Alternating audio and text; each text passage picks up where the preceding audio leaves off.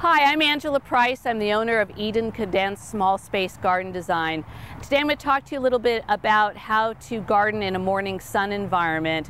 This garden bed here gets a lot of bright morning sun, and then as soon as the sun goes over and hits the trees, it goes into shade. So it's important to look at your garden to see what the sunlight looks like and to see how many hours of sun you actually do have.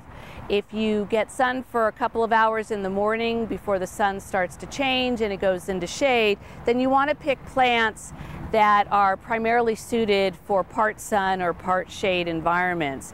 And that's easy to find out when you buy a plant in the nursery. Usually the plant's clearly labeled with how much sun it needs. So for example, in this garden, because it does go into into shade after a couple of hours, we chose plants that thrive in the shade, like hydrangeas here. We've got white ones and pink ones, and also the impatiens that are in the foreground. If they got too much sun, the leaves would burn and they probably wouldn't flower as much.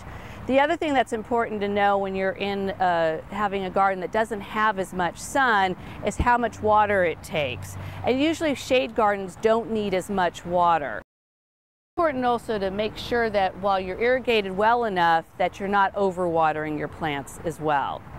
If you have any other questions about how to garden in morning sun, please contact me at www.edencondensed.com. Thank you very much.